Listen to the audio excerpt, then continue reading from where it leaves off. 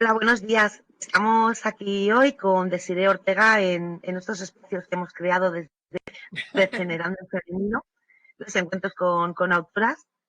Y para mí es un placer tremendo tenerte aquí, Desiree, hoy, de Gracias. verdad, más que nada porque también sabes el nexo que nosotras tenemos con el mundo escénico. Y para mí, desde que llegué a Cádiz, hace ya la friolera de 27 años, Uy, mm, siempre fuiste como un referente. Y mira que no tenía prácticamente trato contigo, ni hablaba contigo, ni nada. ujú. Pero allá donde estabas. Todo lo relacionado con las escénicas siempre te encontraba, siempre, ¿no? Eh, y a todas las que yo no fuera, que seguro ibas tú. Me daba igual que fueran encuentros pequeñitos, que fueran encuentros grandes. Decir, ¿sigues con nosotras? He Sí, perdido la sí, imagen. yo estoy aquí, yo os Ah, pues escucho. no te veo.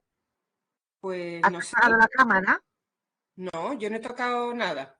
Me aparece apagada, pero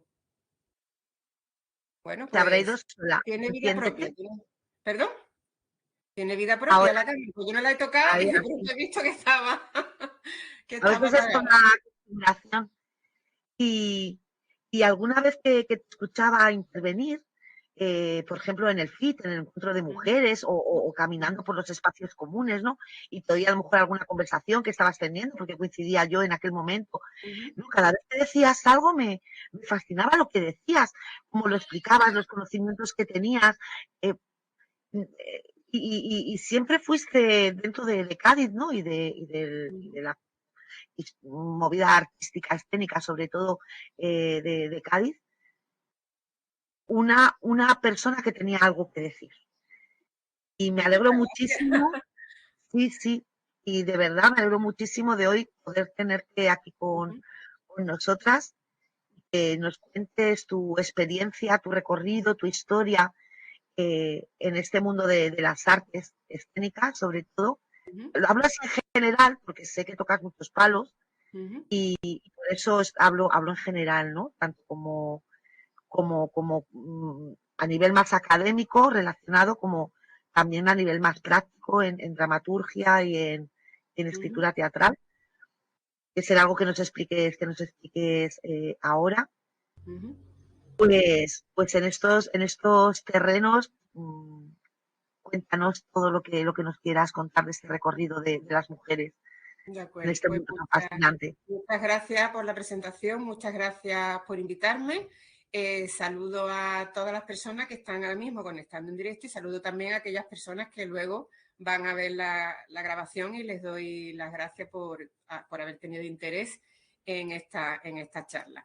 Y bueno, os doy también las gracias a vosotros en el sentido de hacer sitio a la literatura dramática, a las autoras de teatro, porque el teatro también es un género literario y parece que a veces se olvida, pero los géneros literarios básicos son la poesía, la narrativa y el teatro, y a veces se olvida. Como el teatro tiene esa proyección escénica, se piensa a veces en teatro nada más que en el tema del escenario y se olvida que el punto de partida siempre es un texto, es un pretexto para la creación en escena, pero hay un texto al principio. A veces los autores y autoras de teatro pues estamos un poquito como escondidos. Ya hablaremos más adelante de eso. Y bueno, tengo aquí detrás, están chiquititos, pero ahora los voy a mostrar, pues dos publicaciones que muestran un poco en esa escritura teatral cómo me he movido yo. Por un lado, tengo aquí el volumen de autoras en la historia del teatro español, una publicación de la ADE, donde aquí aparezco yo en este catálogo como autora de teatro, es decir, como artista de la escritura teatral o lo que viene a ser dramaturga, que es una palabra un poquito grande, pero realmente el que es la persona que escribe teatro es dramaturgo o dramaturga. Y luego tengo otra publicación, también de la ADE, de la Asociación de Directores de Escena, que es Directoras en la historia del teatro español. Bueno, hay que decir que son unos cuantos tomos, ¿vale? De cada publicación, pero aquí no iban a caber todos, son unos cuantos tomos.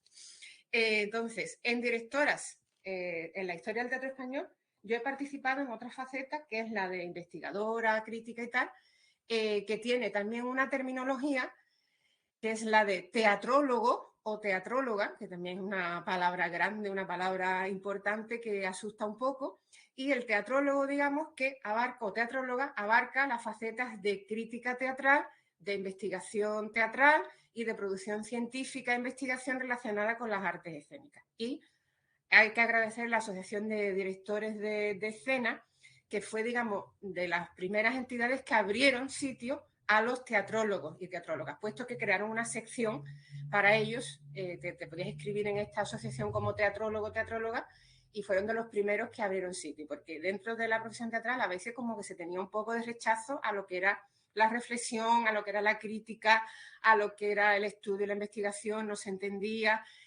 Cosa que no ocurre en otros países, que en los departamentos universitarios hay departamentos dedicados al estudio de las artes escénicas sin ningún problema. Incluso había una broma en el FIT, que era el librero del FIT, que era el que venía al FIT con la excusa de que iba a escribir un libro, que iba a escribir un artículo y luego ni escribía nada. Lo llamábamos los libreros del FIT, porque, digamos, se aprovechaba un poco. Entonces, ciertas personas que se han aprovechado de eso, pues le han dado mala fama a las personas que nos dedicamos a hacer crítica y a hacer investigación sobre arte escénica, pero que creemos que es importante, porque lo que hacemos nosotros es rescatar autores y autoras olvidadas, rescatar producción teatral, dar visibilidad a lo que se hace de teatro, que yo creo que es tan importante como crear, ¿no? Si la creación no se visibiliza, pues se queda enterrada, y los teatrólogos, críticos y demás, pues damos a conocer esa creación, y además la mantenemos para el futuro, para que en el futuro se pueda saber qué se hizo en un momento determinado en el teatro, o bien rescatamos lo que se hizo en el pasado. Y de hecho yo hice un doctorado dentro de filología que se llama Ciencias del Espectáculo, y es un doctorado muy bonito porque era interdepartamental. Participaban todos los doctorados de literatura, tanto de literatura inglesa como española como francesa, que había en la Universidad de Sevilla, que fue una idea del profesor Rafael Portillo, que fue uno de mis directores de tesis. Y bueno, si queréis, pues hablo un poco de cómo llego yo a la escritura dramática. Y bueno, hay que empezar diciendo que yo tuve unos referentes muy particulares, en el sentido que yo me crié en una librería, y entonces tenía a mi disposición todos los libros del mundo y todas las revistas y todos los periódicos del mundo. Como era una niña que era un poquito tímida, un poquito retraída, algo que ahora no se lo puede creer nadie, pues yo siempre estaba leyendo. Y Marona, aunque era una niña tímida, era una niña que observaba mucho todo. Y yo me fijaba en las autorías de los libros. Me fijaba hasta en los autores de los tebeos. O sea, yo me fijaba que había una persona que había hecho los dibujos y otra persona que había hecho el guión. Y distinguía los dibujos de uno y de otro. Y en el tema, incluso en los cuentos, yo recuerdo que yo leía los cuentos de los hermanos Grimm, pero también leía los cuentos de la condesa de Segur. O sea, yo sabía que ahí había una autora.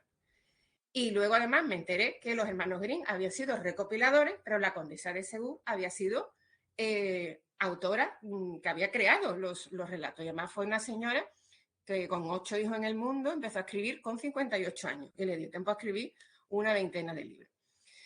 Luego en mi casa también gustaba mucho el cine, la televisión también ha sido un referente. Había personajes que, aunque no lo creamos, sí han sido referentes interesantes femeninos, como Pippi Lastrum, como Laura Ingalls, aunque La Casa de la Preda era un poquito cursi, pero la protagonista es una niña que luego fue escritora, ¿no? Y además el punto de partida es una niña escritora y lo que se cuenta en la serie está reflejado en un libro escrito por la verdadera Laura Ingalls. Y aparte yo tenía los referentes, digamos, reales de mujeres que se dedicaban a una profesión, que eran algo más que amas de casa. Mi propia madre, pues trabajaba en unos grandes almacenes y trabajaba con mi padre en la librería. Las hermanas de mi madre también trabajaban en esos almacenes. Luego yo en el colegio, aunque era un colegio de monjas, yo tenía profesoras. Luego vivía en la calle Plaucia, frente a Fábrica de Tabaco, y yo veía a las cigarreras cuando salían a por el bocadillo. Bueno, tenía muchos referentes y aparte, yo recuerdo perfectamente el año 75 fue el Año Internacional de la Mujer y hubo un boom en todas las revistas, con un montón de artículos hablando de las mujeres y tal. Y entonces a mí me decía, mira, que ya las mujeres pueden ser médicos. Había también chicas estudiantes de medicina que iban a comprar a la librería de mi padre, porque la librería de mi padre es que era un batiburrillo de un montón de gente muy pintoresca. Y bueno, a mí siempre me habían animado a que tenía que tener una profesión y que tenía que tener unos estudios, que si yo quería estudiar, que era importante que lo hiciera. Incluso me animaban a escribir porque yo participaba en concursos de redacción en la escuela, gané algunos premios y me decía, tienes que escribir más, tienes que escribir más. Yo me rebelaba un poco contra eso porque me gustaba, porque escribir es ya un esfuerzo y a mí me gustaba más leer en ese momento que escribir, pero sí es verdad que tenía que hacer redacciones y composiciones de tarea para el colegio. Y aparte tenía referentes literarios importantes y escénicos en el sentido que la librería al estar en Sacramento, esquina con Rosario Cepeda, éramos vecinos, de algún modo, de Fernando Quiñones y de Rafaela Becerra, un autor y una autora. Y aparte, al lado de la librería, ensayaba el grupo de teatro Carrusel, que además era a mi padre quien le compraban el espumillón y la purpurina y tal, con que luego ellos hacían esas escenografías y esos vestuarios tan maravillosos. O sea que estaba en un entorno, digamos, que me llevaba hacia una normalidad de que las mujeres tuvieran una profesión y unos estudios. Incluso yo me acuerdo de las primeras mujeres policías en Cádiz, que me acuerdo que llegaron poniendo multas, y hay una anécdota de un chico que le pusieron una multa y era así muy guapito y se fue para la mujer policía y dice, ¿me vas a poner tú una multa con lo guapo que yo soy tal? Y le puso la multa la policía, ¿no? Y nos reíamos mucho con esa situación. Entonces, digamos, estaba en un ambiente en que tenía referentes. Y esto lo quería contar porque es importante el que haya esos referentes. Si tú ves mujeres escritoras en tu entorno o en la televisión o en otros sitios, pues digamos que te parece normal que tú puedas hacer eso. Si, eso no quiere decir que no hubiera situaciones difíciles o complicadas, porque yo veía que había una diferencia desde el principio entre el haber nacido hombre y el haber nacido mujer. Yo eso lo notaba. Yo veía que en las reuniones familiares había unas conversaciones que hacían solamente las mujeres y otras conversaciones que hacían los hombres, y las interesantes eran las de los hombres, que hablaban de política, hablaban de historia, y las mujeres pues solamente hablaban de lo doméstico. Entonces yo notaba esa diferencia. También pues había conocido las historias de las mujeres que tuvieron que disfrazarse de hombre para estudiar.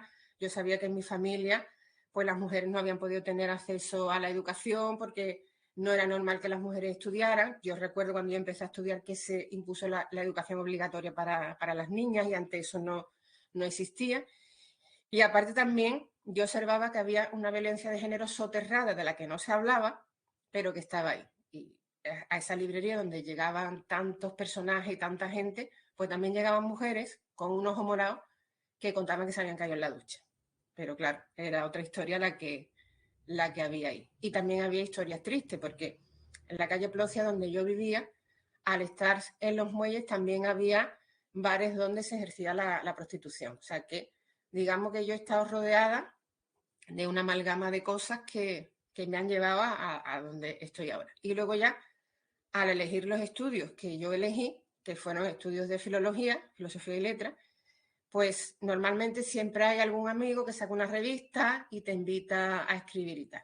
Y luego ya lo de digamos que de forma natural, al hacer ciertos estudios, hacer ciertas carreras, llegas de manera natural a una serie de actividades. Y ya lo que es la escritura dramática, yo llego ya más cuando llego, aunque yo había hecho algunos intentos de escribir, digamos, yo con lo que empiezo es con la crítica teatral. Yo comienzo con la crítica teatral en el año 89, cuando tenía 23 años, y empiezo escribiendo críticas sobre el film. Y bueno, hay cosas que te llevan a otras. Digamos que todo está concatenado en la vida. Y yo llego a esas críticas porque yo ya estaba participando en un programa que se llamaba La Redacción Universitaria, y en la redacción universitaria estaba un compañero que es Pepe Monforte, que luego pasó al Diario de Cádiz y me llamó desde el Diario de Cádiz para que hiciera críticas para el FIC. Yo había estado colaborando en radio antes, yo iba a las radios y yo, como había hecho cosas de radio, yo me ofrecía a las radios para decir, mira, si me dais la credencial de prensa, yo vengo todos los días a contar cosas del FIC. Y la gente aceptaba, yo iba con mi credencial, veía todos los espectáculos gratis y luego iba a la radio a contar, pues, lo que había visto de los espectáculos y hacer comentarios y demás, ¿no? Y luego esto ya sí fue una cosa profesional en que te pagaban por hacer las críticas y tal, ¿no? Hubo mucha gente que me puso verde, pero claro, la gente no entiende que cuando tú estés empezando, tú haces lo que puedes, porque por mucho que tú hayas leído de crítica literaria y tal, eso es como el que hace la carrera de medicina, hasta que no se pone delante de enfermo y trata de hacerlo, no empieza, ¿no? Y bueno, pensando en cómo ha evolucionado las cosas, yo recuerdo, yo tenía que escribir la crítica en mi casa, en una Olivetti, de esta que tú tecleabas y te dejaba el dedo, se te quedaba el dedo dentro y te quedabas sin uñas. Y luego tenía que ir al diario, a la calle Ceballos, a llevar la crítica. Y luego de eso hemos pasado pues a escribir la crítica en casa y mandarla por correo electrónico. Así que ha habido un cambio técnico bastante profundo, ¿no? Y lo que me gusta es haber vivido lo analógico y luego vivir lo digital. Y bueno, si queréis, vemos algo de lo que es el trabajo de crítica. Hay algunos enlaces ahí que le pasé a Xiomara, que no sé si los podemos ver ahora, donde hay algunos ejemplos de lo que es una crítica, de lo que es ya un artículo de investigación o lo que es un trabajo y cómo se ejerce la investigación en artes escénicas. Si lo podemos ver ahora, lo vemos en la manera de realizar la crítica que yo parto de lo que se llama el análisis de la puesta en escena. Es decir, es un análisis que viene de las teorías de la comunicación, de las teorías de la recepción, donde el espectáculo, la puesta en escena, el espectáculo teatral, está compuesto de una serie de elementos que son el texto, que son la interpretación, la iluminación, la escenografía, y todo eso comunica. Y entonces, a partir de esa teoría comunicativa del espectáculo teatral como multiplicidad de lenguajes, es en donde yo baso mis análisis de crítica. Tengo la anécdota de una vez que, por ejemplo, eso es una crítica realizada para un espectáculo del Festival de Cádiz, que en concreto he elegido una crítica sobre un espectáculo de danza sobre la figura de Eva Perón. Ya que estábamos regenerando en femenino, pues he elegido esta crítica, que es un personaje, Eva Perón, a la que, eso lo digo en la crítica, la recordamos como un icono de moda, una señora muy elegante y tal, pero que fue una señora que luchó por el voto femenino, que fue una feminista convencida, pero fíjate, lo que se nos ha quedado es esos vestidos tipo cis imperatriz, esos peinados y ese icono de elegancia y de glamour, ¿no? Pero sin embargo, este espectáculo pues hablaba de muchas más cosas de Evita Perón. Y bueno, tengo que contar como anécdota que una vez un técnico de cultura me dijo, es que tú cuando haces una crítica analizas, diseccionas, pero era como una cosa negativa, ¿no? Y todo muy racional. Digo, sí, es que es una crítica, es como un trabajo científico. Entonces, yo creo que eso viene porque muchas veces durante muchos siglos las mujeres se nos ha concedido que tenemos el don de la intuición, teníamos el don de lo sentimental y tal, y como que choca que hagamos un trabajo intelectual donde diseccionamos, donde analizamos y tal, ¿no? Porque decía, es que tú no te dejas llevar, no te emocionas. Digo, bueno, yo me emociono cuando me tengo que emocionar, pero cuando tengo que enfrentar un trabajo científico lo tengo que hacer desde el punto de vista del análisis y la decisión, porque es una crítica. Y una crítica es eso, es un análisis del espectáculo que estás viendo. Luego hay por ahí otra crítica que me gusta mostrarla, que no es exactamente de teatro, es de un documental de Alcance que se llamaba En la Corrala, que yo la titulé Alabanza de Barrio, tomando un tema que es del siglo de oro, que es la alabanza de aldea, ¿no? Fíjate que ya desde el siglo de oro se añoraba el campo, se añoraba lo bucólico, se enfrente a la ciudad, fijaos, y seguimos con ese tema.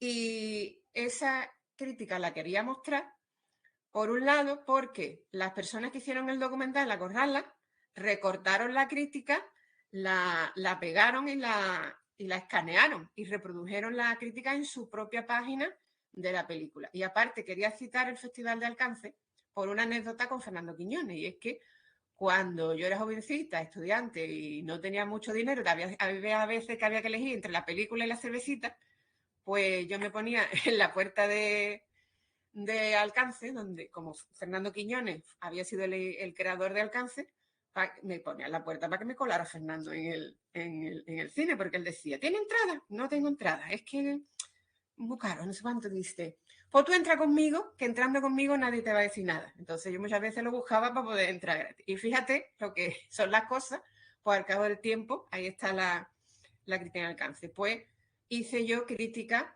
en el Festival de Alcance durante unos 6 años. Fijaos cómo están sucediendo las cosas.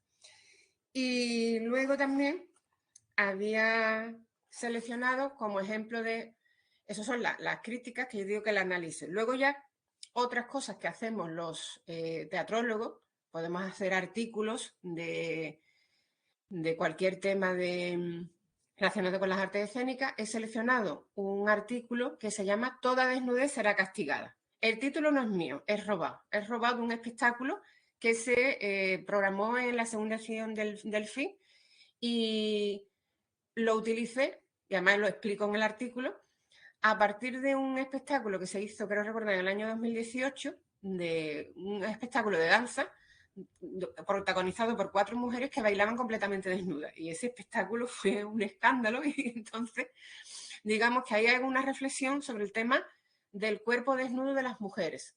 Pero no solamente ahí hablo de ese espectáculo, sino cómo se ha tratado el cuerpo de las mujeres en escena, el tema de la desnudez, y reflexiono sobre por qué nos da tanto miedo la desnudez, y sin llegar a ninguna conclusión, simplemente yo expongo una serie de temas. Del tema de la desnudez, el miedo a la desnudez, el tema incluso de cubrir el cuerpo de la mujer, por qué se cubre, por qué se desnuda, o incluso situaciones de acoso de mujeres que van a hacer una prueba y les exigen que se desnude en la prueba, y eso no se le exige a los hombres, ¿no? Y el tema de la justificación del desnudo. Cuando hay un cuerpo desnudo en escena, es que eso no está justificado. Y también yo reflexiono y digo, bueno, ¿por qué tiene que estar justificado? ¿Por qué nos da tanto miedo ver el cuerpo desnudo? Todas esas reflexiones las hago en ese artículo que está en red, que lo podéis buscar y lo podéis leer. Y también he seleccionado luego ya un artículo, un trabajo de investigación, que es otra de las facetas que hacemos los teatrólogos, que es sobre el repertorio de la tenórica, que fue el tema de mi tesis doctoral. Ese trabajo de investigación es el resultado de participar en un congreso que se hizo en el País Vasco sobre un fenómeno que se llama la máquina real, y me invitaron. Y la anécdota de este congreso fue que justo fue después de leer mi tesis doctoral, que es sobre los títeres de la tenorica, y resulta que allí en el congreso me encontré con todas las personas que eran los autores de los libros que yo he citado como referencias bibliográficas para hacerla. O sea que de pronto pasé de ser doctorante, de ser estudiante, a estar con los investigadores de teatro de títeres que yo había citado. Pasé de ser uno más entre ellos. Incluso tengo una fotografía con ellos que me gusta mucho porque es de pronto verte como una de los investigadores que tú has citado previamente, ¿no? Y luego también hay un enlace que he destacado, que es una ponencia con la que yo participé en un congreso sobre Fernando Quiñones, donde trato el tema de cómo la obra de Fernando Quiñones se ha reflejado en escena. Y está grabado porque la Universidad de Cádiz tiene un programa donde se graban intervenciones se llama, no sé si se llama Literatura en Red, creo recordar que se llama así el enlace, donde todas las actividades que hace la universidad las recoge en una plataforma. Entonces, es una forma de acceso muy interesante también a aprender sobre teatro, no solamente esos artículos que están en red, sino también podemos ver charlas y conferencias sobre temas relacionados con el teatro. Ahí está, si le dais, si luego lo buscáis, se llama Fernando Quiñones en escena, pues podéis ver la charla que yo hice en el congreso sobre 20 años sin Fernando Quiñones, era el título del congreso. Que es una manera también de aprender sobre arte escénica, y que me ha servido para darme cuenta que me tengo que hacer un blog o una página web de mí misma para colgar todas las cosas que hago y tal. Necesito un agente literario, una persona que me haga de agente literario, porque también cuando uno es autor y se dedica al tema artístico, también hay una parte de gestión que tiene que hacer uno mismo y que a veces que no da tiempo. O hay veces que dedica tanto tiempo a esa gestión de ti mismo, de hacer publicidad, de las cosas que hace, cosas que escribe, y dice, bueno, y ahora yo cuando escribo, si estoy con las redes sociales dando publicidad a lo que hago y tal. Y bueno, eso en cuanto a lo que ha sido mi faceta como teatróloga. En lo que es la faceta como autora, en el sentido de creadora, digamos que yo empiezo a escribir relacionado también con el tema de la investigación en artes escénicas, porque fue precisamente por la cuestión de hacer un doctorado relacionado con ciencia del espectáculo. El responsable de este doctorado, Rafael Portillo, Fernando Portillo es un deportista que teníamos en Cádiz. Rafael Portillo había organizado el año anterior que yo empezara los cursos de doctorado un grupo de trabajo de creación de obras para bachillerato y para enseñanzas medias, donde se habían marcado unas premisas muy interesantes, y era que había que escribir más personajes femeninos que masculinos, porque no había obras para que los alumnos de enseñanzas medias se interesaran por el teatro, porque lo que había, si vas al siglo de oro y tal, son textos muy densos, muy amplios y que eran excesivamente largos. Entonces había que hacer obras cortas, había que hacer papeles para mujeres, porque había pocos papeles para mujeres, y además se había observado que en los grupos de teatro, de institutos, de colegios y demás, participaban más chicas que chicos. Entonces había esas premisas a la hora de escribir. Y cuando yo me incorporé al doctorado, pues me incorporé también a ese grupo de trabajo de escribir obras de teatro. Y así surgió una de mis primeras obras. Una de mis primeras obras fue El cuerpo del delito, donde ahí trato el tema de la anorexia. Esta obra me la inspira pues un anuncio que vi en televisión, del anuncio de una crema anticelulítica que decía reduce a ojos vista, y me dio por pensar, como te pongas mucha, desapareces. Y entonces, pues a partir de ahí empecé a escribir una historia de una chica que está tan obsesionada con la celulitis y poder adelgazar y tal, que se compra una crema reductora que es tan efectiva que se vuelve invisible. Y bueno, fue publicada en un volumen y tengo constancia que se ha representado en varios institutos y en varios sitios. Ha salido en imagen un libro al que le tengo un especial cariño, que es el número 9 de la colección de textos dramáticos del Centro de Documentación de Artes Escénicas. Es el volumen número 9 y es el primer volumen con textos de mujeres, de autoras andaluzas. Y fue algo que yo propuse al Centro de Documentación, porque me decía, es que no hay mujeres, es que no hay mujeres. Digo, yo te voy a encontrar mujeres. Y entonces, pues son 3 textos de mujeres: Mercedes León, Belén Boville y Mariló Seco. Entonces yo hice la selección de autoras, hice lo que es la introducción al volumen y el comentario de introducción al volumen. Y bueno, lo tengo aquí, te lo puedo mostrar también. Y fijaos que buscando cosas para hablar me encontré yo unas anotaciones que tenía yo. O sea, es como encontrarme conmigo misma en el pasado, y son anotaciones donde hablamos. ¿Existe un estilo femenino de escritura? Yo me planteaba ahí que es mujer, me planteaba que los modelos son masculinos, me planteaba el tema de la intuición femenina, que es como una negativa a reconocer la inteligencia en las mujeres. Y bueno, ha sido muy curioso encontrarme estas anotaciones en este libro después de tanto tiempo. Y bueno, en cuanto a otras obras que yo he escrito, he pasado algunas fotografías que, si las podemos mostrar, podemos explicar un poco sobre el tema de la creación teatral. Bueno, como también esto se hace un poco para animar a empezar a escribir y tal, pues podemos hablar de dónde vienen las ideas. Pues las ideas pueden venir de cualquier sitio. Pueden venir de una noticia, pueden venir de un anuncio, como os he explicado antes, pueden venir de algo que hayas experimentado, que te haya afectado, o de algo que te hayan te hayan contado. Yo encuentro, leyendo noticias en prensa, encuentro muchísimas ideas, las guardo, tengo mis carpetas de ideas. Y ideas se tienen muchas. El problema es luego llevar esas ideas a papel, porque luego cuando te encuentras con la página en blanco, llega el momento del terror. ¡Ah! El terror. Pero bueno, hay que pensar, como dicen los escultores, la escultura está debajo del bloque de piedra. Lo único que hay que hacer es quitar lo que sobra. Y entonces todo es empezar. Y quizás tú empiezas con una idea y luego esa idea coge su propio camino y es la idea la que te lleva a ti. Empiezas pensando una serie de personajes y luego nacen otros personajes. Y esos personajes, digamos que te van diciendo a ti lo que tienen que decir, ¿no? Es una cosa muy curiosa. Pero es verdad que la inspiración te tiene que coger trabajando.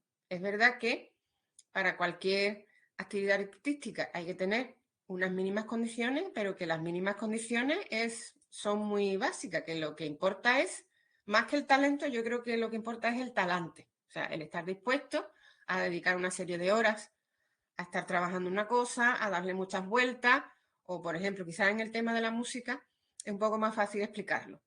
Hay gente que me dice, es que yo no puedo cantar porque yo no tengo voz. Digo, ¿y tú con qué hablas? Porque todo el mundo tiene voz. Ahora, tú estás dispuesto, tú tienes el talante de comprometerte con una serie de compañeros a que vas a ensayar todos los días a las 5 de la tarde en zonas francas durante toda la semana, como mínimo, y que tienes que prepararte en tu casa las canciones y estudiártela y tal. Eso es el talante que te lleva al trabajo. Es talento, es talante, es trabajo y es tiempo también, ¿no? La conquista del tiempo también es importante, no solamente la habitación propia, como decía Virginia Woolf, sino también el tiempo propio para poder dedicarte a esta actividad artística que a veces es difícil. En el sentido que vivir de una actividad artística es muy complicado. Entonces, yo ejerzo un trabajo profesional remunerado, que es ser profesora de inglés, porque mi especialidad fue el inglés. Y digamos que ese trabajo remunerado, a mí, aparte que me permite vivir, me permite también elegir los proyectos en los que yo quiero estar. Porque yo tengo amigos y amigas que se dedican de manera profesional a la escritura y es muy duro. Para empezar, porque normalmente para poder vivir de la actividad creativa de escritura, normalmente tienes que trabajar haciendo guiones de televisión y tienes que estar supeditado a lo que la productora te requiera. Y hay veces que es muy complicado. Incluso hay un no reconocimiento de un trabajo que se ha hecho porque lo va a firmar otra persona o por lo que sea. Es un trabajo muy, muy duro. Entonces, la ventaja de tener un trabajo remunerado es que te da cierta libertad para elegir ciertos proyectos, incluso para decidir si quieres estar en un proyecto de carácter altruista o no.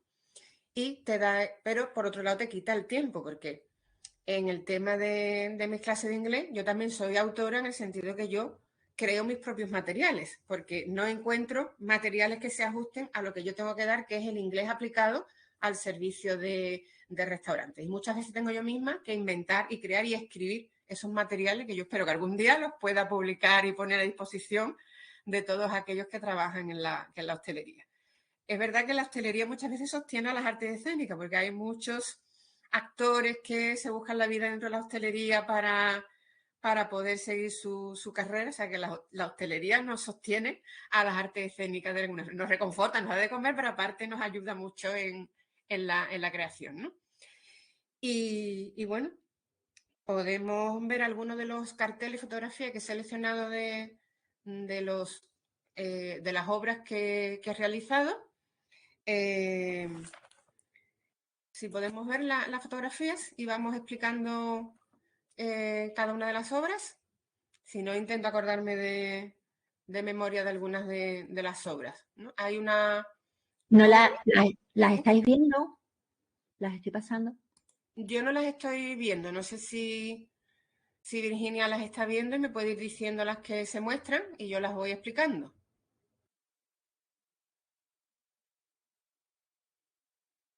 He perdido la conexión de voz. El micrófono, Virginia. Vale, si tú las ves desde ahí, las imágenes... Estoy viendo Spanish Beauty, por una sí, parte. Spanish Beauty. Vale, pues explico. Este es interesante para explicar de dónde vienen las ideas. En Spanish Beauty, las protagonistas son la muñequita de Marín, la Barbie y el Hey. Pero esto a su vez, aparte de que a mí siempre me ha fascinado la muñequita de Marín, y además me fascinaba porque en mi casa no había muñequita de Marín, pero yo iba a las casas de los demás y veía ese pedazo de muñeca en lo alto del televisor. Yo nunca tuve una muñequita de Marín. Y a mí me fascinaba, yo me quedaba pegada en los escaparates donde vendían muñequitas de Marín y me pasaba horas mirándolas. Y entonces Coqui hizo la chirigota de las muñequitas de Marín, que a mí me gustó muchísimo.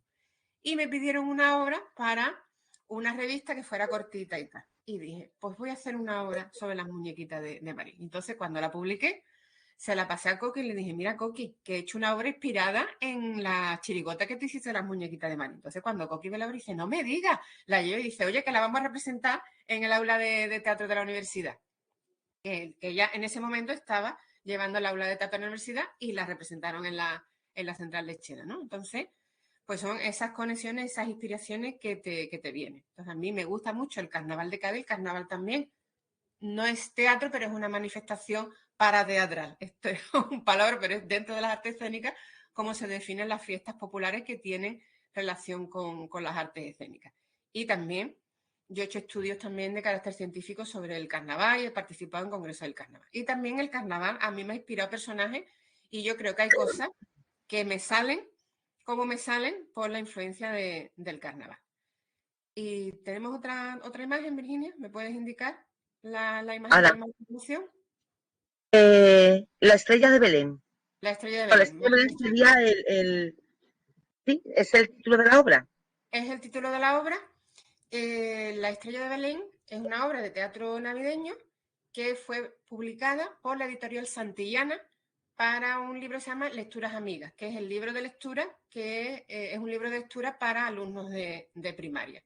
Yo me acuerdo, yo tenía un libro muy bonito de pequeña, que era el Senda, donde venían fragmentos de obras de los tres géneros. Y entonces que a mí me llamara Santillana, que es la editorial que publicó el Senda, que a mí me llamara Santillana para escribir textos para la parte del género dramático, me emocionó mucho. Escribí esa, La estrella de Belén, y El bosque desanimado, que es mi primera obra de carácter ecologista, que precisamente se estrenó en Cádiz en el Colegio San Rafael. Y me invitaron a ver la representación y además me acuerdo que me hicieron una entrevista y que los niños se pusieron nerviosísimos cuando yo llegué a la clase. ¡Oh, la autora! Me parecía que me venía una cantante, me venía alguien de televisión. Se pusieron nerviosísimos, emocionadísimos. Fue una actividad muy, muy gratificante. Tizas de colores se llamaba la revista. Y bueno, la siguiente imagen podemos pasar. Voy a ver un poquito de agua mientras...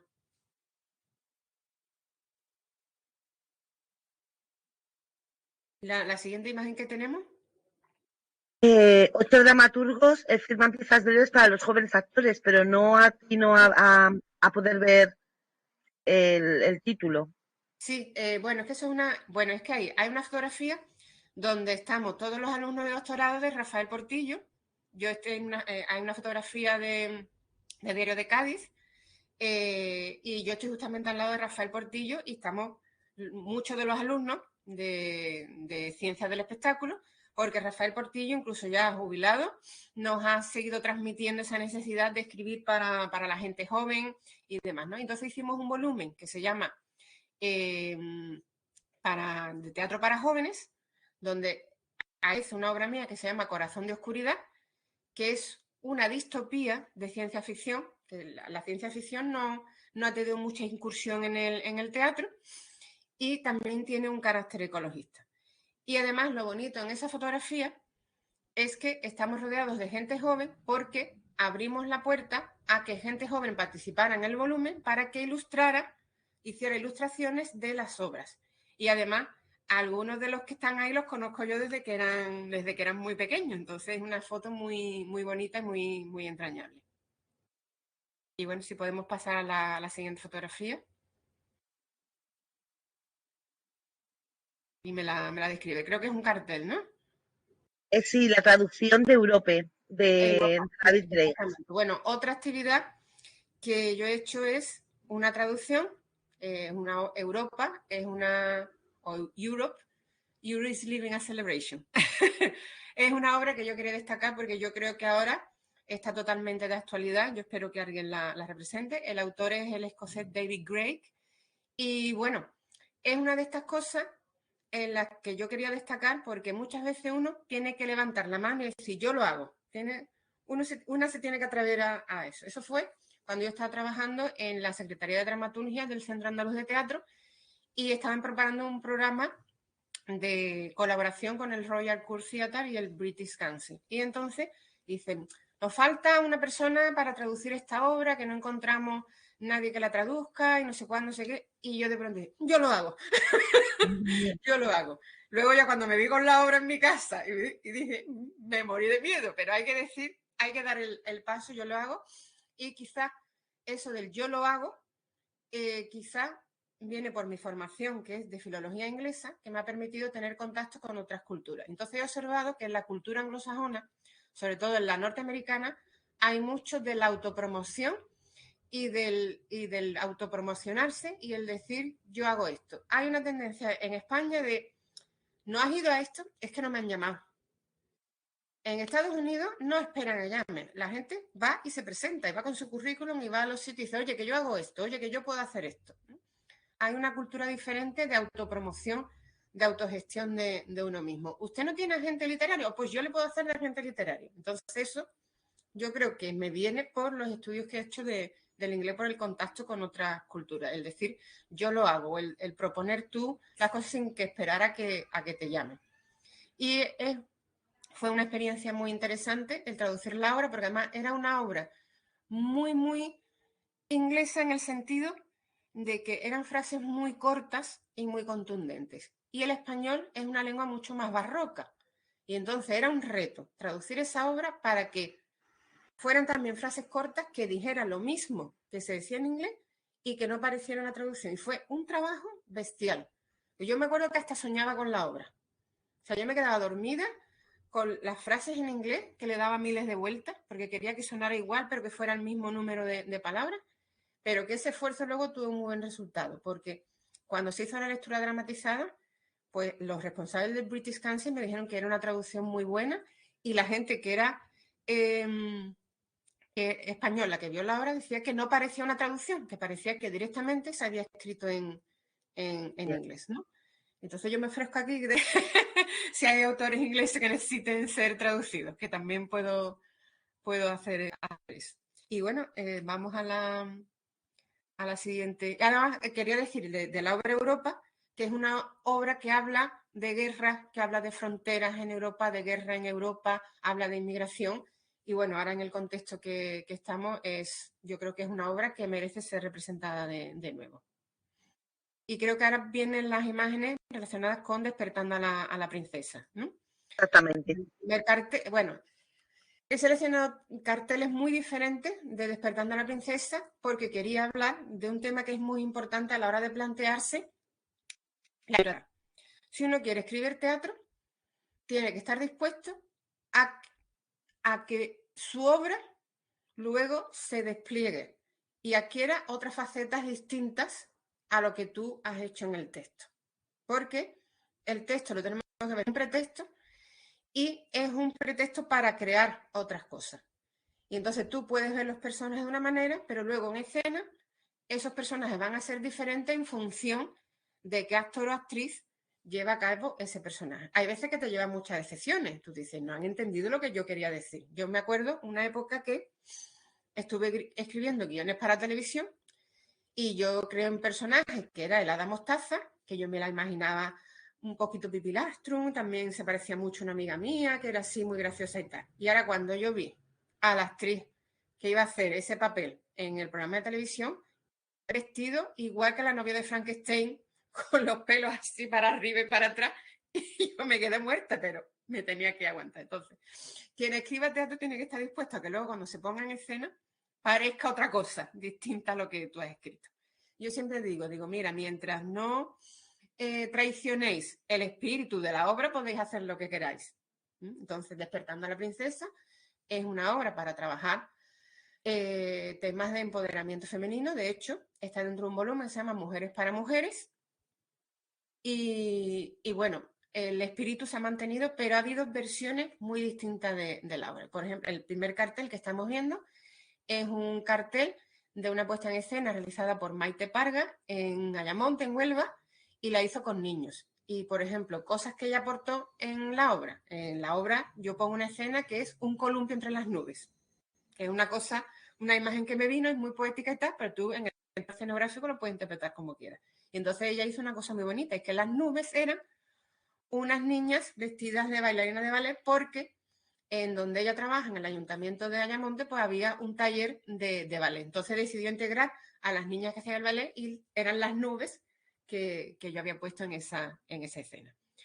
Luego tenemos otro cartel que es una estética completamente diferente, que es la representación que se hizo en Valencina de la Concepción, donde aparece una chica con estética manga, con una katana, porque la obra Despertando a la Princesa parte del cuento tradicional, parte de un romance que yo escuché de pequeña y que me daba mucho coraje, porque decía un capitán de Marina o un capitán de Sevilla, según la versión, 7 hijos le dio Dios y tuvo la mala suerte que ninguno fue varón. Y a mí eso me daba muchísimo coraje. Decir, ¿por qué tuvo mala suerte? Porque todas eran niñas.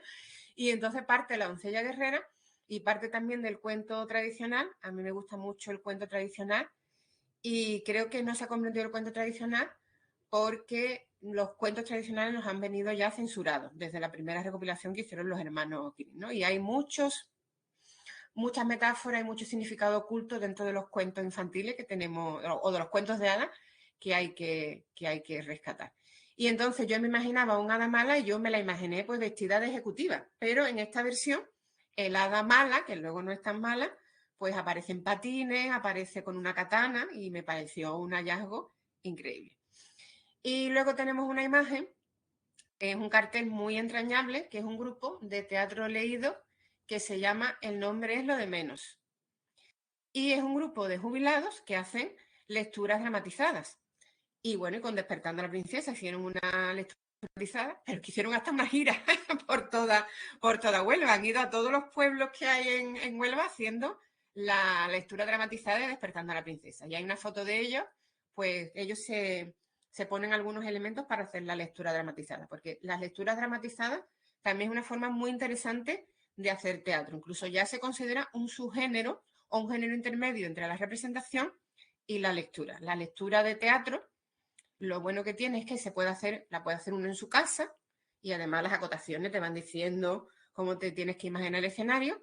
Esa es la lectura privada, íntima, pero que también hay otro tipo de lectura que es la lectura pública. Incluso hubo un tiempo en la historia en que no existía la lectura privada porque la mayor parte de la gente no sabía leer y lo que existía era la lectura pública. Había una persona que leía para los demás. Y el tema de lectura dramatizada, digamos que recupera esa idea de lectura pública y además se hace en colectivo y digamos que es un paso previo a la representación, es algo que queda entre la representación y la lectura del texto. Y hay lecturas dramatizadas que incluso ya son espectáculos por sí mismos. Y ya te digo que a mí me gustó mucho y además digamos que estas tres carteles, digamos, muestran cómo he conseguido con esta obra algo muy interesante que es llegar a todos los públicos, porque es una obra que le gusta a los niños y a las niñas, que le gusta a los adolescentes, tanto chicos como chicas, y que gusta también mucho a las personas mayores, tanto hombres como mujeres. Y la verdad es que es un poco complicado llegar a tanto público, pero sí, esta obra ha llegado a muchísima gente. Y lo vemos también en los carteles que muestro a continuación. Uno es de la puesta en escena que se hizo de Despertando a la Princesa en Crespo, que es una población de Argentina, y también tengo un cartel de una representación que se hizo en Aoiz, en Navarra, y me gusta mucho porque aparece digamos, lo que es la sinopsis de Despertando a la Princesa en castellano y en euskera. Y entonces ven mi nombre ahí, entre las palabras en euskera, como que me da mucha sensación. También tengo un cartel en catalán, que también se ha hecho en Cataluña.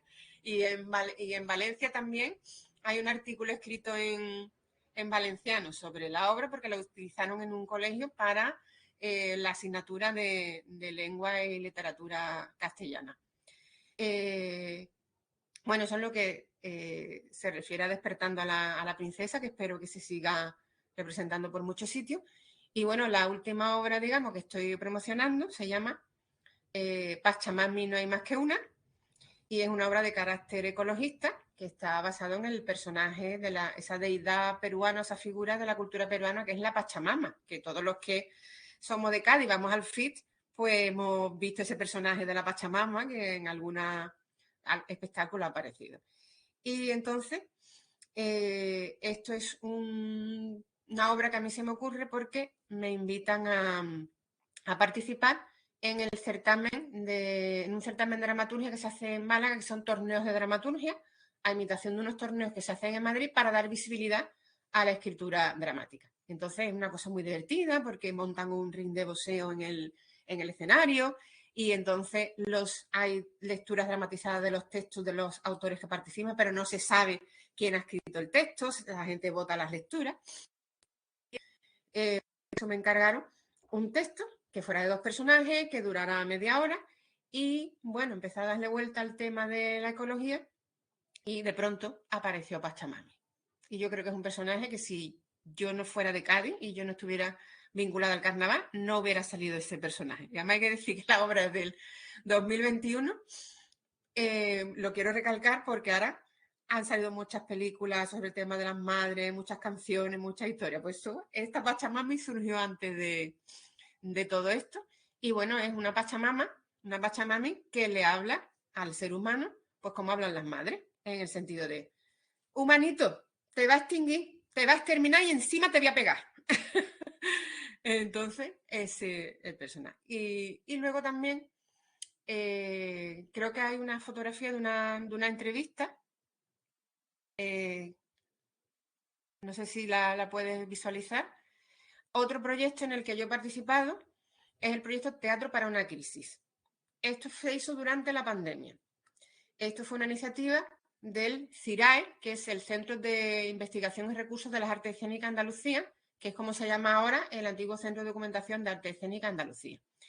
Y nos propuso a los autores que quisiéramos escribir obras cortas que se pudieran representar en casa. Entonces, el espacio tenía que ser el salón o la cocina o la terraza y tal, pero obras que se pudieran hacer en la casa. Y, bueno, participamos 83 autores. Y entonces este artículo que está publicado en todos los periódicos del Grupo Yolí, salió publicado en muchísimos sitios, lo podéis rescatar por internet. Se llama Escenas de la vida confinada o algo así. Es de Pablo Bujalance, que es un periodista, periodista malagueño, que además es autor de teatro y escribe muchísimo sobre teatro.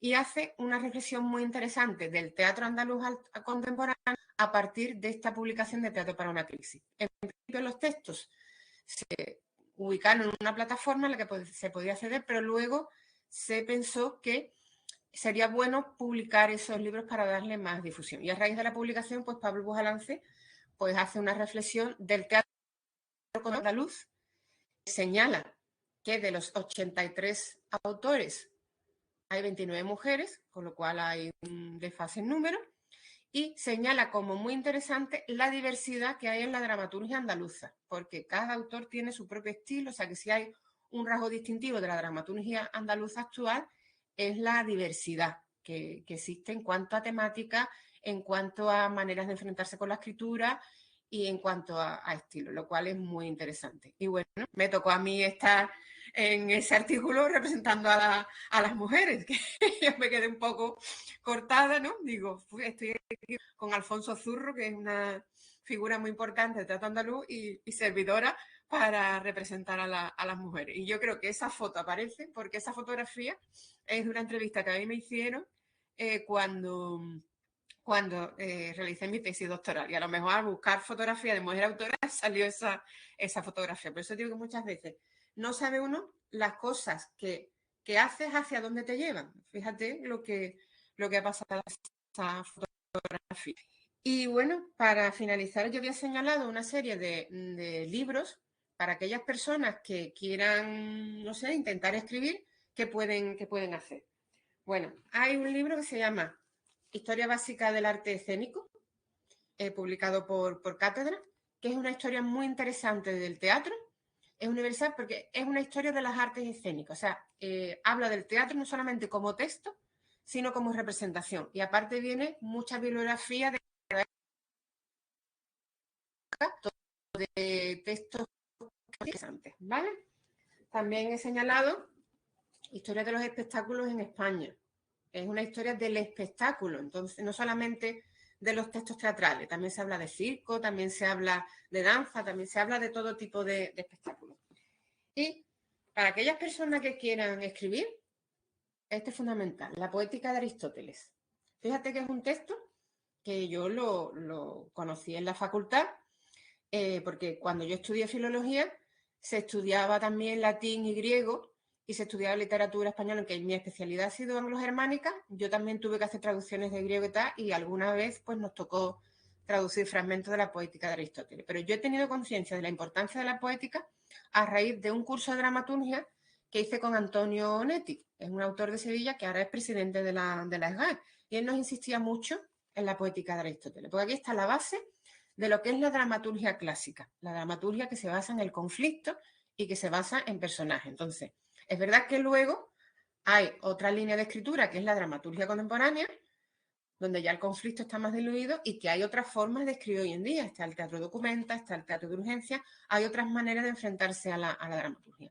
Pero uno tiene que empezar por la base, y empezar con la poética y empezar leyendo muchas obras y viendo todo el teatro que pueda y luego ya lanzarse a otros tipos de escritura. Entonces yo recomiendo ir al teatro todo lo que se pueda, y si no se puede ir al teatro porque a lo mejor en tu población no hay suficiente teatro, observar también películas que tengas a tu alcance, porque hay muchas películas donde hay un guión y ese guión está basado también en el conflicto de personajes y en la resolución de ese conflicto. O sea, hay un planteamiento, una situación de conflicto y luego una situación de conflicto.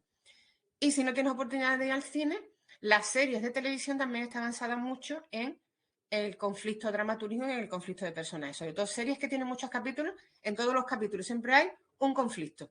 Se resuelve ese conflicto y viene otro conflicto. Y hay varias tramas entrelazadas de personajes que a veces van paralelas o a veces se encuentran. Entonces, observar cómo están escritas esas series también ayuda a aprender a escribir una obra de teatro. Y luego ya, pues hacer otros cursos de dramaturgia. Hay gente que dice, no, es que el que sabe escribir le sale de natural. Sí, tú puedes aprender a escribir a base de leer muchísimas obras de teatro. Pero un curso de dramaturgia, como a mí me dijo Michel Azamá, que es otro autor con el que yo hice curso de teatro, de dramaturgia y de escritura, un curso de dramaturgia te ayuda a adelantar tiempo. Dice, él mismo decía, si yo hubiera hecho cursos de dramaturgia, hubiera adelantado 10, 20 años en mi producción dramática porque hubiera aprendido de forma más rápida. Entonces, los cursos de dramaturgia te ayudan a darte cuenta de cosas que a lo mejor tú mismo, por intuición o a base de analizar, llegas a una serie de conclusiones, pero digamos que avanzas en el tiempo si vas a un curso de dramaturgia. Entonces, en el FIT hay oportunidades de asistir a cursos, asistir a charlas con dramaturgo, entonces hay que aprovechar todo lo que tengamos alrededor. Y bueno, nada más, que yo ya he hablado mucho y a lo mejor hay preguntas o queréis hacerme alguna pregunta. No sé si queréis alguna duda o que aclare alguna cosa. Bueno, Desiré, has hecho un repaso, vamos, magistral, ¿no? Tanto hablando de tu vida como del concepto de teatróloga, que a mí me ha parecido súper interesante, porque va mucho más allá de lo imaginado, ¿no? Todo lo que abarca, tanto de la crítica como a nivel de documentación, como a nivel de recapitulación de contenidos a todos los niveles. El colaborativo también me ha parecido fundamental. Has estado todo el tiempo también comentando en todas estas creaciones, ya sean de investigación como de escritura teatral, ¿no? En compendios de libros colaborativos teatrales. Y eso también me ha parecido fundamental, ¿no? Estas redes que se establecen, que además los orígenes son de lo más dispersos y cómo has llegado hasta allí, también me ha parecido súper interesante, porque son ejemplos de posibilidades tremendas, muy, muy inspiradoras. Y luego ya pues toda la parte de tu recorrido como autora también muestra una baraja de materias y una baraja de mecanismos para, para, para, para poder escribir, ¿no? A quien quiera, culminado con toda esta bibliografía que me ha parecido maravillosa. Todos los vericuetos, los escollos, me ha encantado lo de que de alguna manera cuando lanzas una obra de teatro, cosa que escrita, cosa que no sucede o que no sucede con ninguna otra literatura, género literario, es que ya no es tuya. Entonces, eso me parece mágico, ¿no? Porque yo, al revés que tú, por ejemplo, decías que sentías esa curiosidad por saber quiénes eran las autoras o autores de todo lo que veías, tanto de las ilustradoras, ilustradores, como de las escritoras, escritores de cualquier medio, incluso los cómics, los tebeos, todo, ¿no? A mí no me pasaba. A mí me daba exactamente igual, pero hasta bien mayor.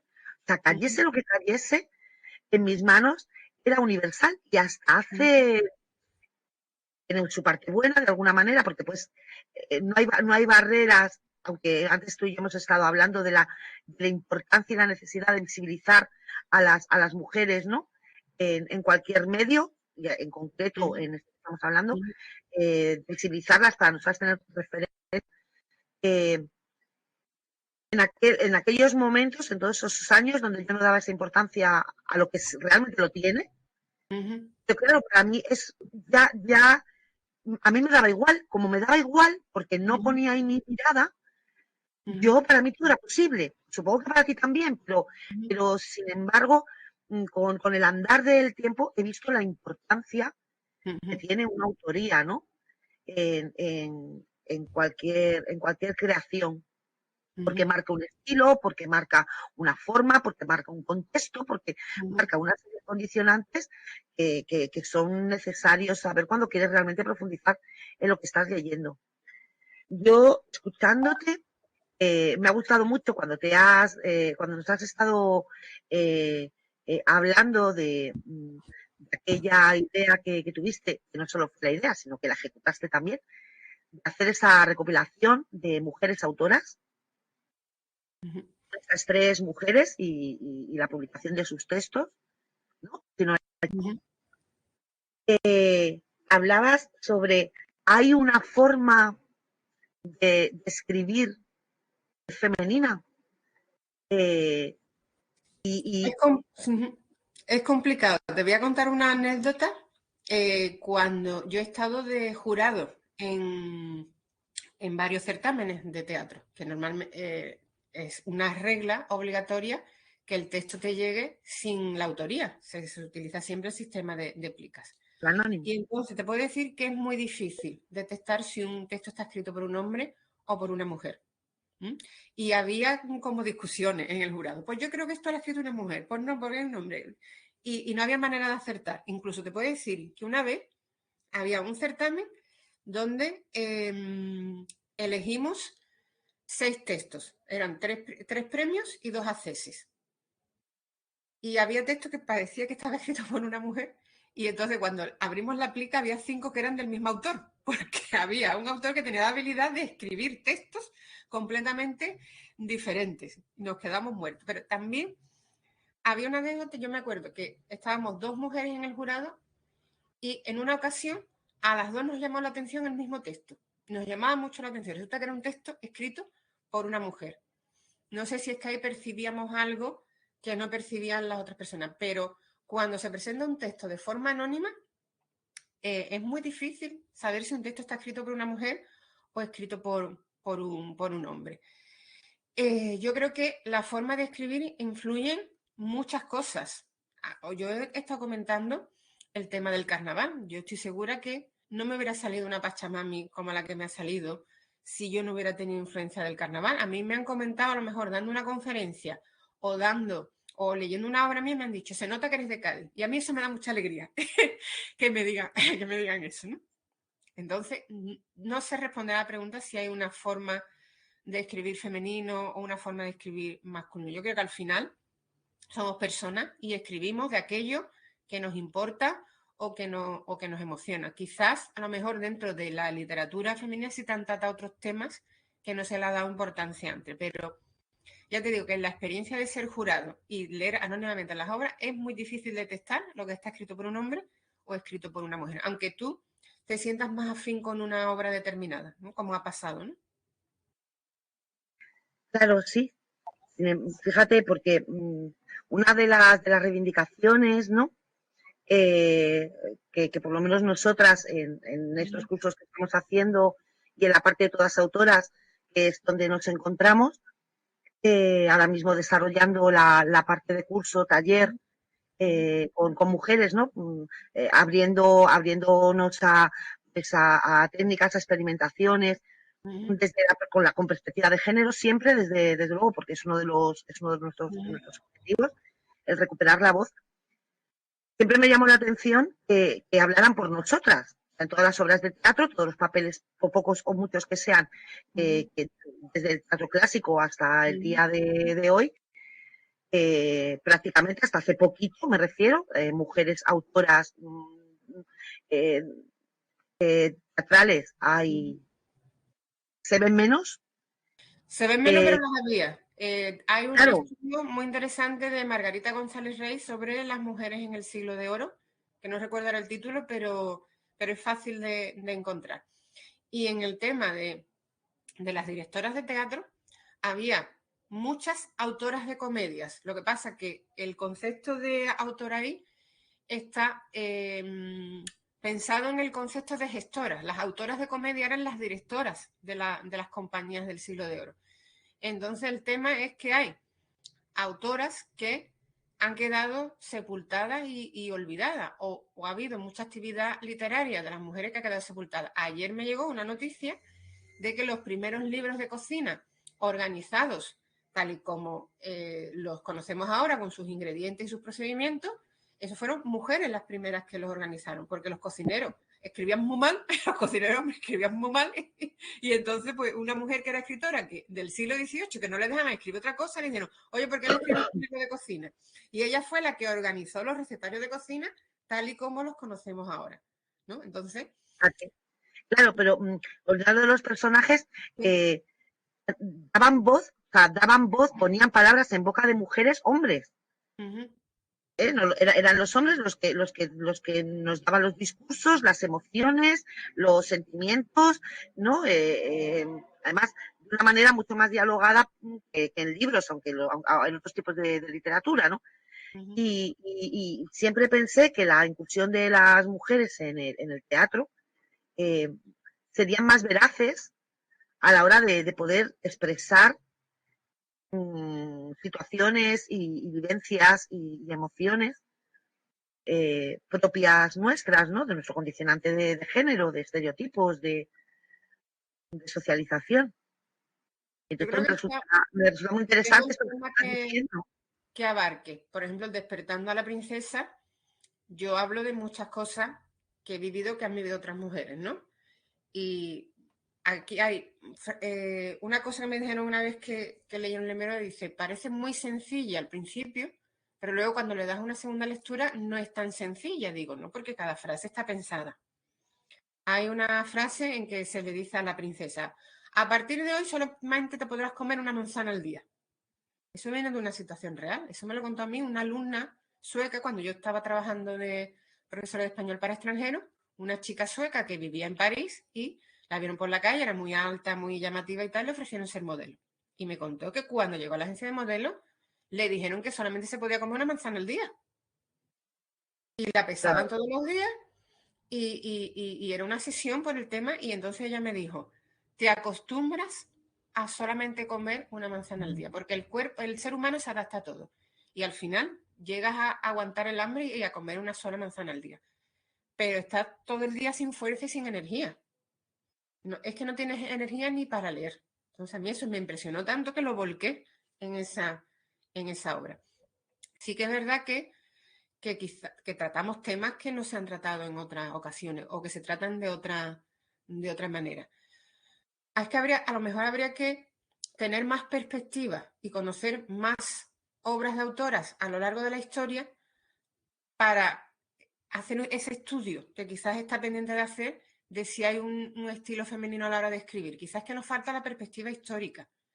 Y primero, pues, leer esos textos que han quedado olvidados para hacer un análisis. Yo ya estoy hablando como científica, entonces hace falta, digamos, una investigación de campo y leer muchos, porque claro, nos faltan los referentes de las otras mujeres que no conocemos, que están ahí, que están en este volumen de autoras, que habría que leerlas y revisarlas y hacer una trazabilidad a lo largo de los siglos, a ver cómo ha sido, o si al haber tenido modelos masculinos, hemos escrito también desde el mundo, desde el punto de vista. Yo creo que no tengo ahora mismo, como científica que soy, no puedo dar una respuesta porque creo que falta investigación para, Claro, para hacer esa reflexión. además también había que contextualizar porque los estilos históricos de cada momento han estado marcados por los hombres.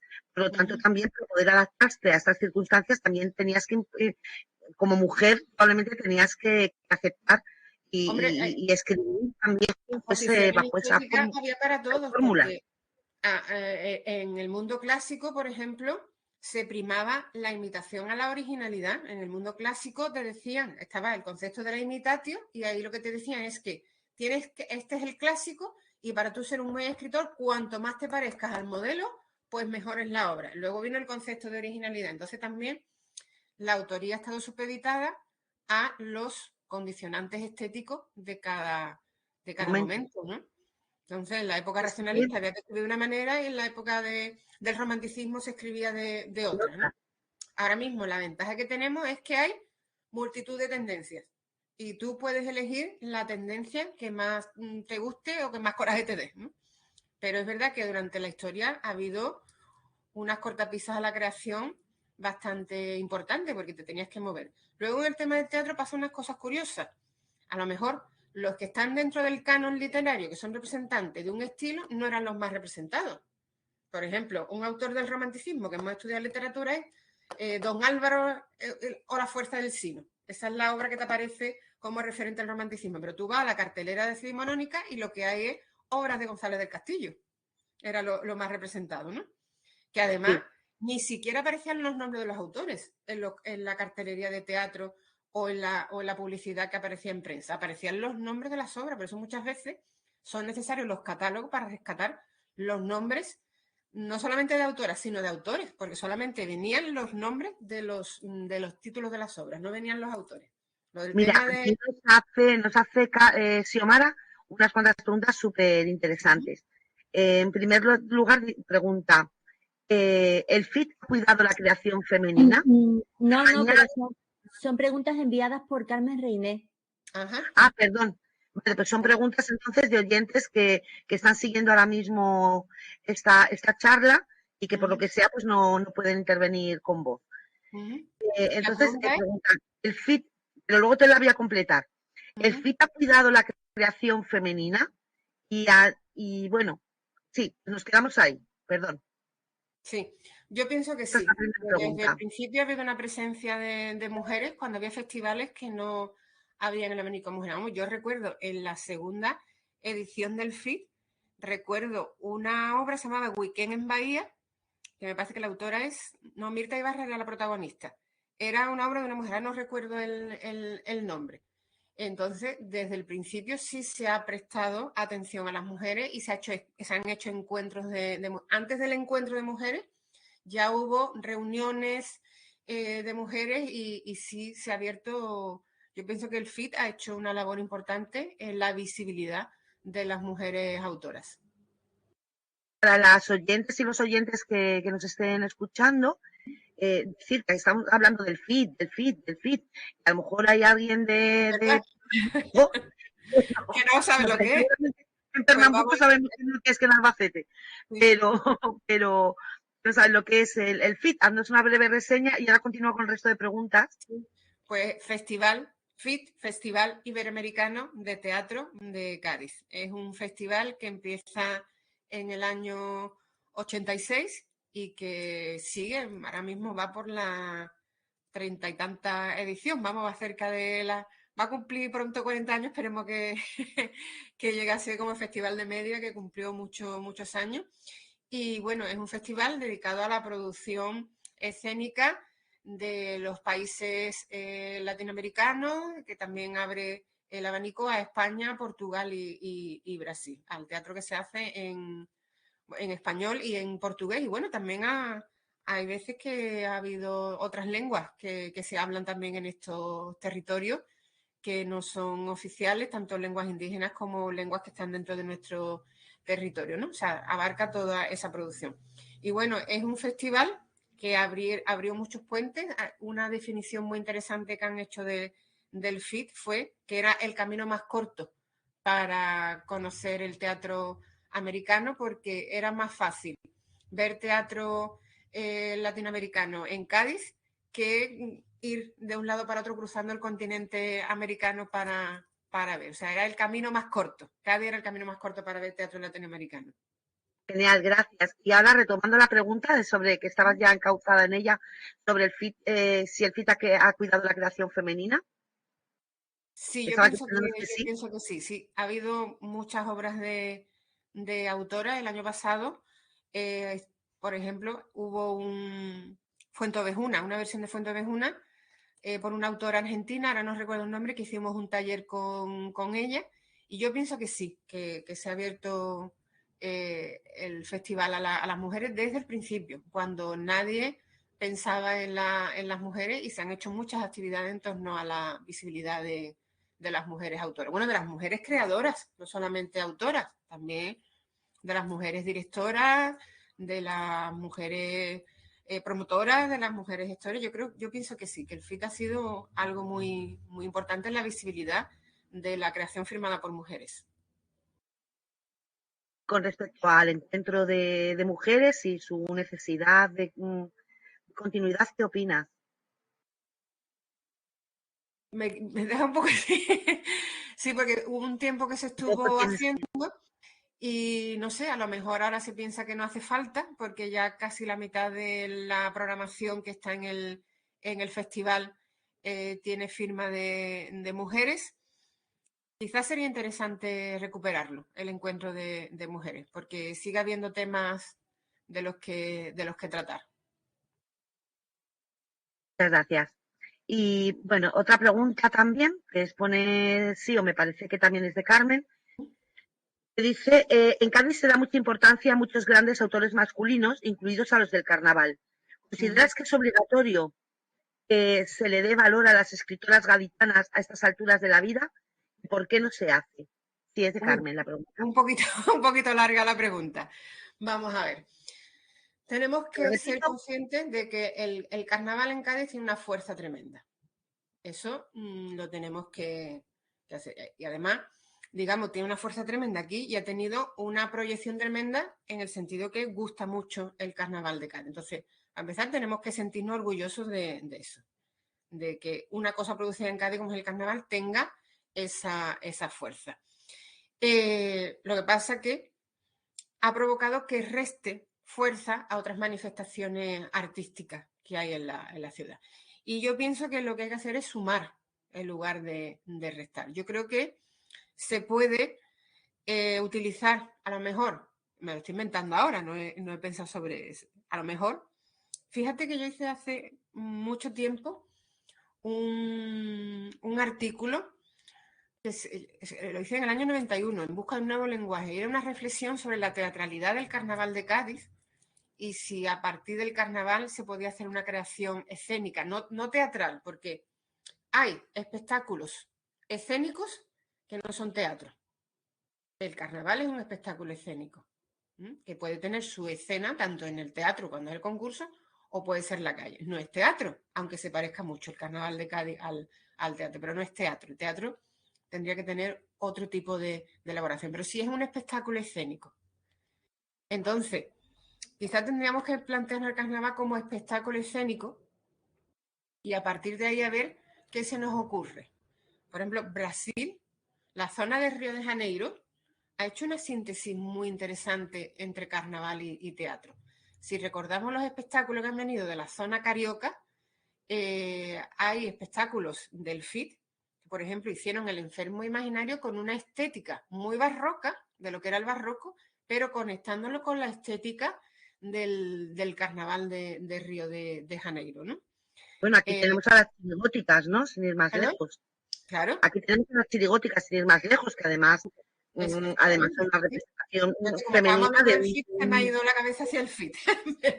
No, por supuesto sí, pero un poco volviendo a la pregunta de Carmen era.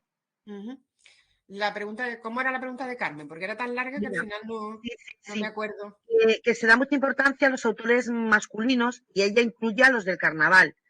Y que si consideras que sería obligatorio, ¿no? Está hablando de obligatorio que se le dé valor a las escritoras gaditanas. ¿Y por qué no se hace? Es decir, de alguna manera trabajar la equidad, ¿no? Trabajar la equidad. De carnaval, una cosa es autores de carnaval y otra cosa es autores de teatro. Entonces, estamos habla de autoría en general gaditana. En cuanto a autores de carnaval, vamos a ver, es que ha habido una tradición más larga de autores hombres del carnaval. Las mujeres están empezando a escribir ahora, prácticamente. Poco a poco se van conquistando una serie de cosas. Eso es un camino que ha empezado y que tiene que seguir. Bueno, tenemos en la final esta noche, hay una comparsa de mujeres que ha pasado a la final, que no había pasado nunca. Entonces, tiene que ir encontrando su sitio. Yo creo que se le ha dado más importancia al autor de carnaval porque era lo que había, frente a que había menos mujeres escribiendo carnaval, pero ya hay mujeres. Lo que pasa es que ha habido un fenómeno en el cual las mujeres en el carnaval han escrito más en la calle que en el concurso, que es lo que habría que analizar. ¿Por qué no van al concurso y prefieren quedarse en la calle? A lo mejor es que estamos relacionando mucho el concurso con el carnaval, y el concurso es una cosa y el carnaval es otra cosa, ¿no?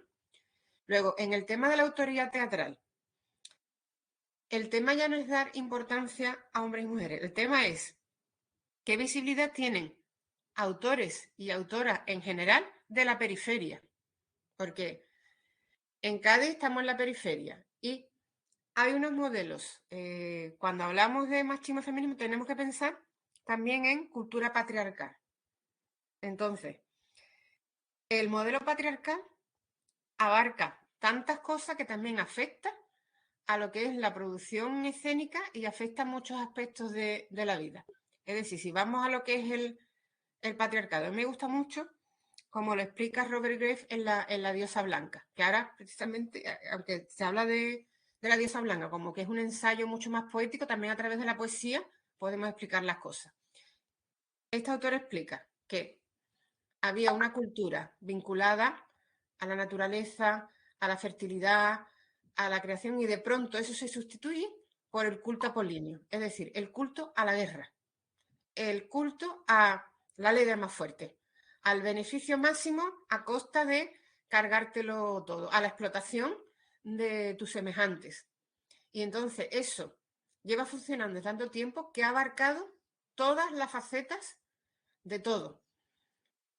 O sea, la ley del más fuerte y solo puede quedar uno. Eso lo tenemos, por ejemplo, en los concursos. Los concursos, cualquier concurso es solo puede quedar uno. Hombre, no es los combates de gladiadores que se llevaba al extremo, pero concurso de cocina solo puede quedar uno. Eso es una estructura patriarcal muy fuerte, frente a que el feminismo ha buscado la cooperación y la integración y la inclusión. Entonces, ese modelo es tan fuerte que nos afecta a todos y a todas. ¿Qué ha pasado? Que en el tema de la creación teatral y en el tema de muchas cosas se priman unos territorios, la preeminencia de unos territorios frente a otros. Entonces hay unos centros de poder, tanto económicos como culturales y escénicos, por tanto, como pueden ser Madrid y Barcelona, y en el sur quizás Sevilla, y la periferia queda despoblada.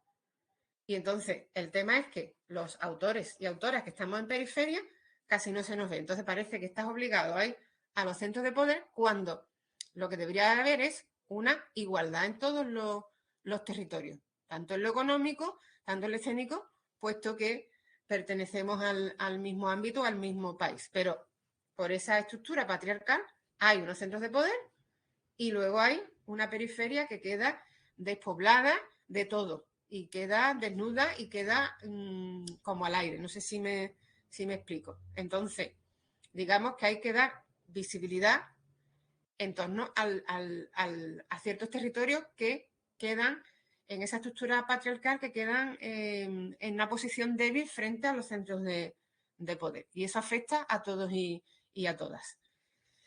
Entonces, claro, que si en esos márgenes donde se sitúan otras personas, autoras y autores, luego al final, siempre, aparte, si eres autora, todavía tienes más efectivamente. Invisibilidad, o sea, se duplica la invisibilidad tanto por estar en los márgenes como por además su condición de género.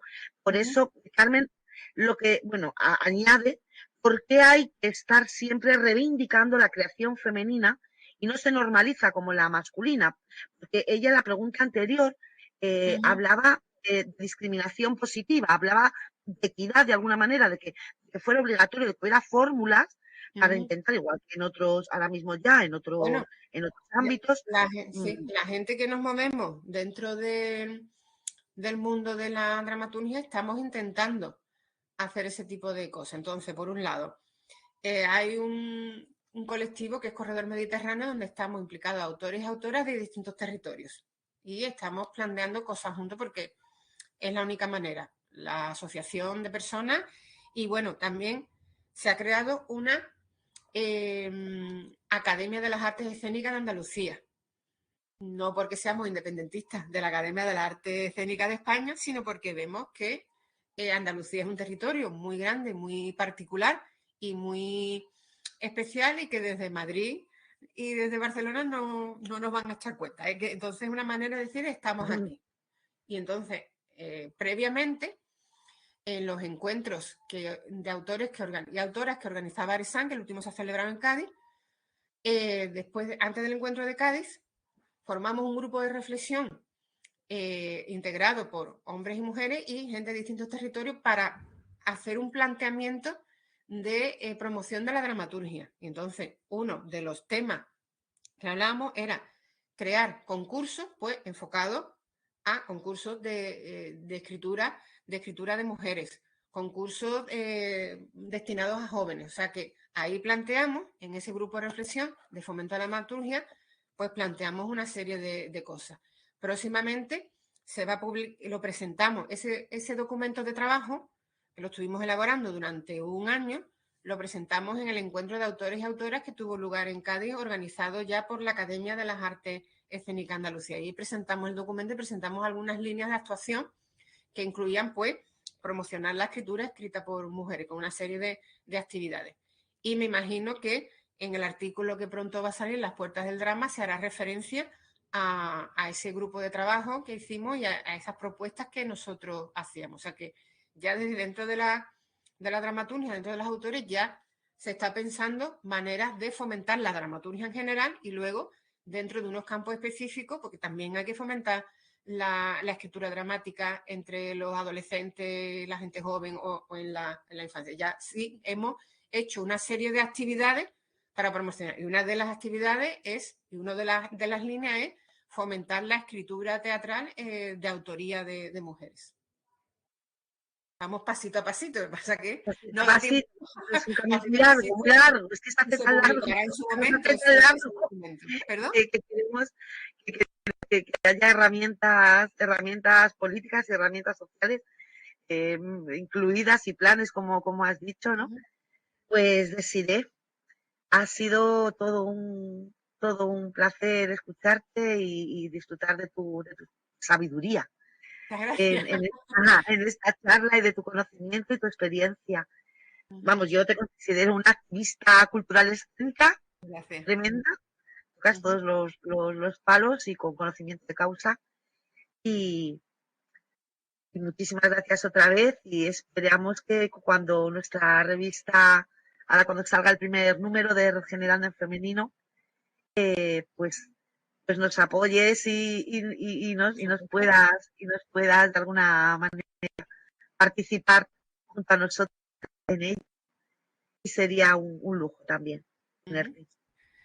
Pues muchas gracias una vez más por dar visibilidad a la autoría teatral, que es algo que está un poquito escondido. Necesitamos visibilizarla en general, lo que es la la autoría de teatro y reivindicar que el teatro también se lee, que es un género literario aparte de su proyección escénica. Y encantada de estar aquí este ratito y espero que las personas que se han conectado y han estado con nosotros en directo y las personas que luego vean la grabación, pues les guste, les interese y les parezca útil pues todo lo que hemos contado aquí y que luego lo puedan aplicar. Y nada, pues nada, un saludo y gracias de nuevo. Un saludo. Muchísimas gracias.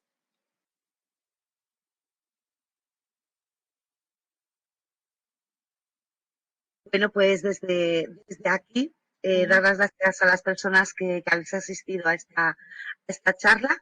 Recordaros que la grabación, o las que os hayáis quedado a medias, os hayáis incorporado un poco más tarde, que la grabación va a quedar recogida en el espacio de la plataforma, desde donde os habéis conectado. Y después, cuando ya hablemos con Desiree, si nos da su consentimiento, descargaremos esta grabación para poderla incluir en Regenerando Femenino en la revista. Tenéis mi consentimiento y para compartir los enlaces y fotografías que os he pasado también. Muchísimas gracias, Desiree. Pues ahí la tendremos para que esté también al alcance de todo el mundo que no haya podido disfrutarla en estos tiempos. Pues muchas gracias. Para vosotras, por la Hasta la iniciativa. próxima.